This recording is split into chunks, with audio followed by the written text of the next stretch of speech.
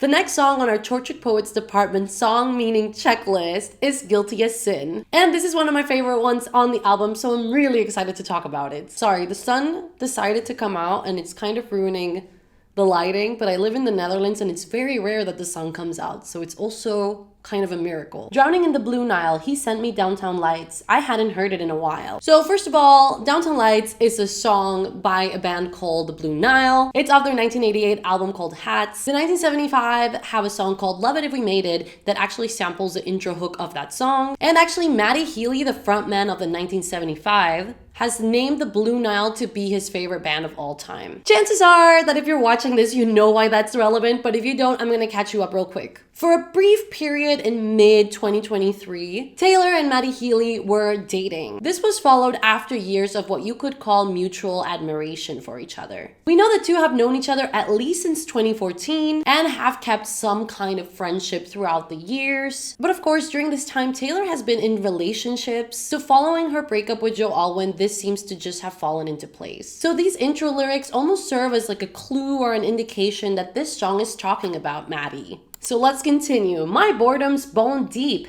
This cage was once just fine. Am I allowed to cry? So in this part of the verse, Taylor is introducing her boredom in her current relationship. She feels like she's in a cage, like she's trapped in this really boring place. And once upon a time, she was actually okay with it. But these days, it's just not what she wants. And then she wonders if she's allowed to cry. And this could be for two reasons. The first could be that maybe she feels like, her life decisions have put her in this relationship, like she's choosing to be there. So maybe she's not sure if she can justify tears. The other reason, and spoiler alert for the rest of the song, is that she's so bored in the relationship, but she occupies her free time having sexual fantasies about someone else, ultimately making her feel like she's not in a position to cry about her situation, probably feeling like she's doing something wrong. I dream of cracking locks, throwing my life to the wolves or the ocean rocks, crashing into him tonight. He's a paradox. I'm seeing visions. Am I bad or mad or wise? So here it is, her fantasies of escaping this dull relationship, breaking the lock out of the cage, running with the wolves, so running free, going off the beaten path, diving off a cliff just to find excitement in her life again. And she sees visions of all of this happening, and she questions, like,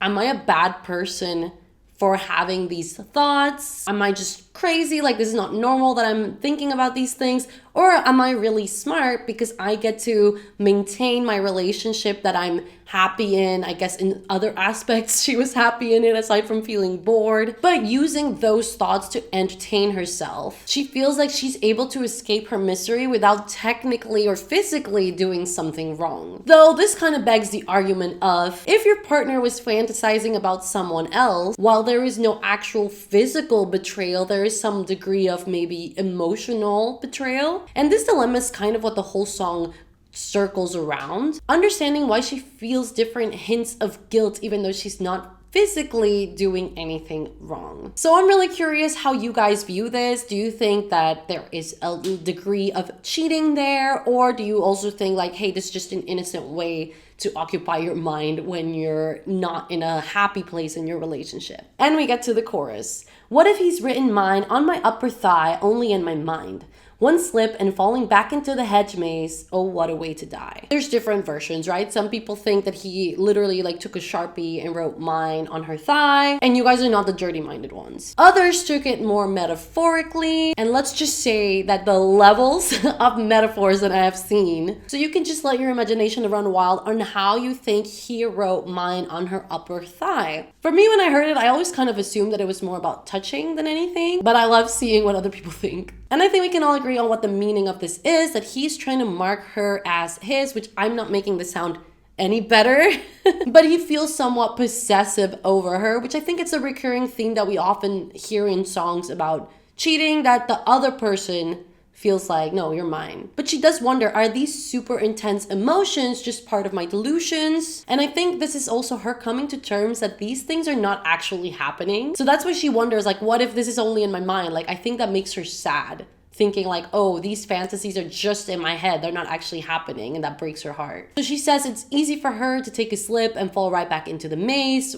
maybe you could call it a labyrinth if you want to throw a hint towards midnights. And when she says, oh, what a way to die, people are drawing a connection to the French phrase little death, which I'll attempt to say and will probably say it wrong, but le petite mort. And essentially this is a phrase that is used to describe post-orgasmic clarity. So maybe all you dirty-minded people out there were actually kind of onto something. But it could also just be saying that getting lost and consumed into these wild thoughts about someone else is just what a way to go. She continues, I keep recalling things we never did. Messy top lip kiss, how I long for our trysts. Without ever touching his skin, how can I be guilty as sin? So this segment really encompasses the entire theme of the song. She's remembering things that actually never happened. She pictures them sneaking off and meeting, but she wonders, how can I be guilty if I haven't actually done anything? If I haven't crossed that physical line, how can I be guilty as sin? I keep these longings locked in lowercase inside of vaults. So to understand what this means, you need to pick up on two things. First, the lowercase. This is essentially making a reference to her Folklore and Evermore albums, as the track list for both albums were styled in lowercase. Next, she mentions a vault. Now, we know when Taylor has re-released her albums, when she puts songs out that weren't released with the original albums, they were called From the Vault. So her saying that she keeps these longings locked in lowercase inside a vault could refer to the fact that during that period of Folklore Evermore, she was already fantasizing about this guy, and she even wrote songs about it that obviously didn't make it onto the album, maybe out of respect to her partner, or maybe back then she was like, oh, I can't put this out. And obviously with the Tortured Poets is like post-breakup, so it doesn't matter anymore. Someone told me there's no such thing as bad thoughts, only your actions talk. So again, going back to that same dilemma, is it bad if it's not a physical action that I'm taking? It's just in my thoughts. These fatal fantasies giving way to labored breath, taking all of me. We've already done it in my head. If it's make-believe, why does it feel like a vow will both uphold somehow? Now, if you don't know what labored breath means, I also didn't know, I had to look it up, but it's basically showing like an effort to breathe. So I guess you could see it as like a metaphor for like gasping for air. And in this context, it would be like in relation to the passionate encounters that she's imagining with this other person. She says in her head, she's already slept. Oh my God. She says in her head, she's already slept with him. And she wonders why, even though for her it's make-believe, I guess when she meets him, they have these interactions, maybe the way they look at each other or talk to each other, she feels like they both have like an unwritten promise or an unspoken promise that whenever she's available or he's available again at the same time, this is something that they're gonna make happen. Like they both know that it's inevitable. Then we get back to the chorus where the first part stays the same, but we do get a variation on the second half where she sings, my bedsheets are ablaze, I've screamed his name, building up like waves crashing over my grave.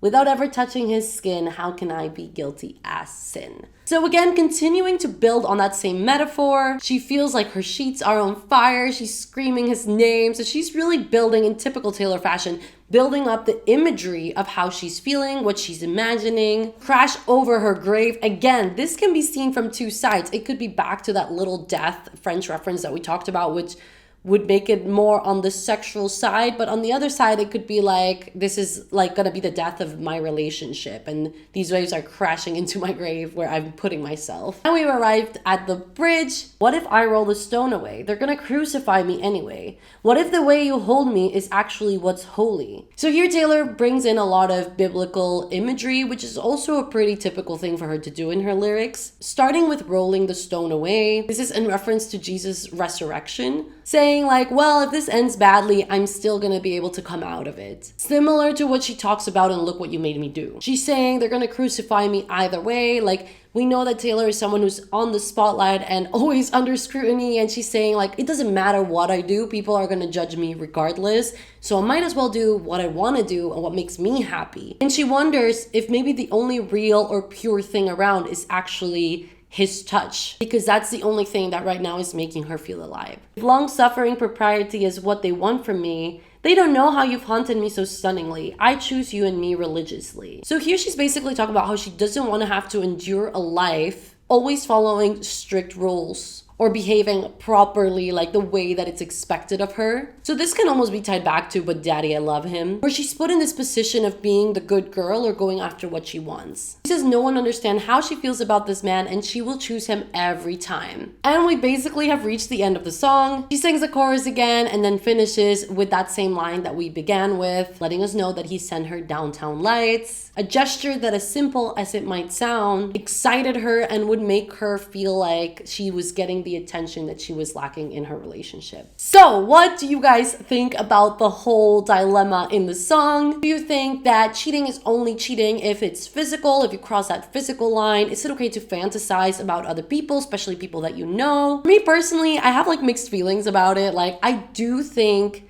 there is such a thing as like emotional cheating. And if you're fantasizing about someone that you know, you're spending time with them and you're even like already planning to actually do something with them, it already feels like maybe it wouldn't be called cheating, but it's definitely a betrayal. So I guess my beliefs don't really align with this song, but regardless, like, I love it. It's one of my favorite tracks. So I'm really curious how you guys view the dilemma and how you view the song. I definitely think it's one of the best tracks on the whole album. But as always, thank you guys so much for hanging out with me. I hope you enjoyed this video and I hope to see you in the next one. Bye!